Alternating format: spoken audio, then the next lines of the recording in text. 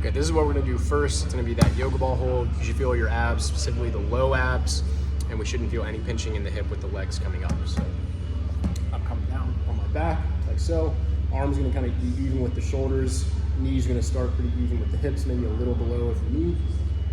And then I don't want you specifically to get into that more internally rotated position with the knees kind of coming towards each other. I want you to really focus on staying kind of like nice parallel lines through the legs, and that should alleviate feeling the low back at all. So I'm here in this position. I'm not gonna crunch up into it like it's a sit-up. I'm gonna keep my back relaxed, and I'm just gonna drive my knees into the ball. Again, don't fall into that feet out, knees together position. Keep them on railroad tracks, parallel lines, drive the knees into the ball.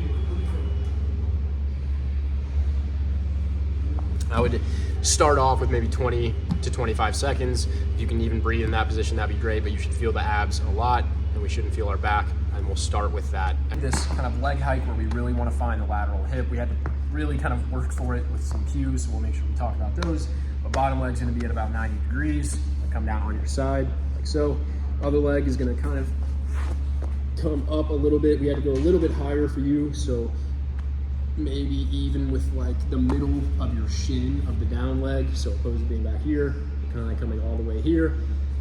Allow the knee to be soft. You're not gonna smush the egg underneath the down side. You're gonna reach the leg long, and you're gonna think about barely turning, almost think like turning the knee up towards the ceiling to get back into that external rotation. You should feel the lateral hip working hard in that position. We added a little bit of like the pinky toe coming up to the hip. If you still don't feel it with that external rotation, so turning the knee up and the reach, you can add in the pinky toe coming towards the hip. But just find the position where you really feel the lateral hip cooking. Hold for 20-ish seconds. Keep that leg long. Keep this side up to not smush the egg, and we should be good. Right.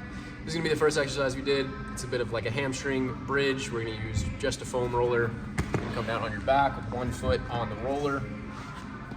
Knee's gonna stay slightly bent. We're not gonna lock it all the way out, but it's not gonna be way up like so. So I'll lay down.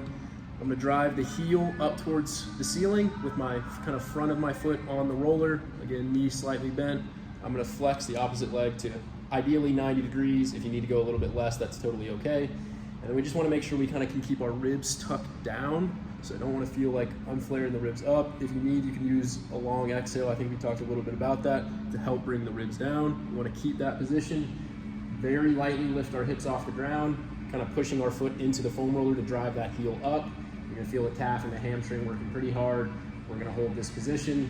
If you can work on breathing, getting the ribs to stay down, and then inhale from there. Again, as long as you feel the hamstring and the calf working, that's all we're wanting to feel. As long as you feel those things, I'd aim for like a 20-second-ish hold. You can slowly build on that and maybe do 2 sets per side a day.